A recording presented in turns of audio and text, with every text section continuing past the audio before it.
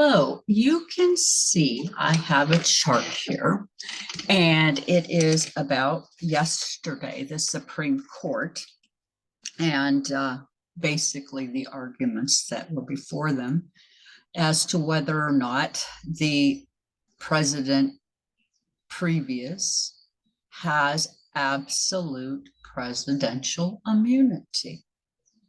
Now, first of all, to get a handle myself on what's really happening here, you look at the past aspects. So I'm going to look backwards, and in a past aspect or separating aspect, we have the moon separating from Uranus, and you can clearly see that because the moon is at 25 degrees, Uranus is at 22, and obviously Uranus, Jupiter, because they're both involved in this process, and then bring in Venus because they're disposed of by Venus.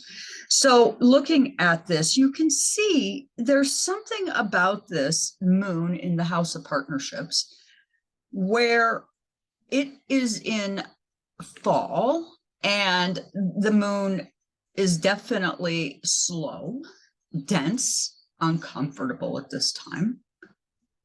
And what's happening to us? What is really going on in this country? I know yesterday I had to really pull back and decide I can't listen to this. I can't listen to these people that I think of as the fatherly and motherly types, guiding and helping us as a society to make the best possible decisions, justice, Jupiter.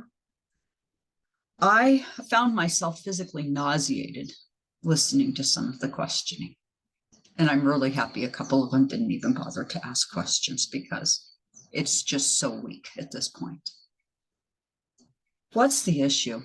Well, the seventh house is your open enemies, partnerships, and clearly it appears that what they're attempting has no real substance. They have nothing. They've said, okay, yeah, we'll listen to this case. Had you or I been in this predicament, we would have been stopped long ago. We would have never made it past the sidewalk. And so there's no real substance to what they're doing exactly.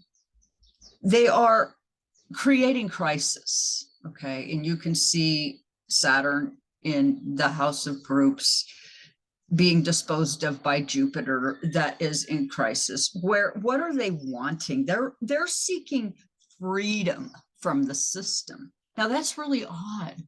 What is our Supreme Court doing? Seeking freedom from the system, and to go on and sort of expound upon this. The separating aspect that I would next want to discuss is the moon opposing Jupiter. Again, an energy that's saying, I am openly against anything happening to this revolution that's taking place. Uranus, Jupiter. They're supporting this revolution. And I can just tell you that for myself, that I have been on the go since 2016. I've been in school, educating myself, disconnecting. And I got massively ill. So yesterday, when this was going on, I realized I have to listen to my body, one. Two, there are things I'm capable of, and then there are just things, for whatever reasons, I'm no longer capable of because so much has happened. And when I was listening to my body, to my soul, I really could hear the drumbeat of gentleness, kindness. I don't want to harm anyone, ever. And yet I find myself in a world that seems to want to create this crisis and confusion. Now, Mercury stationed direct yesterday, and I find that rather interesting because it's as if the Supreme Court yesterday wanted to have the greatest level of impact just by delaying. And I doubt very much they're going to rule that he has total immunity. I don't think so. Definitely, he's got some friends on the court. And we are in danger, the moon in Scorpio, of being tricked.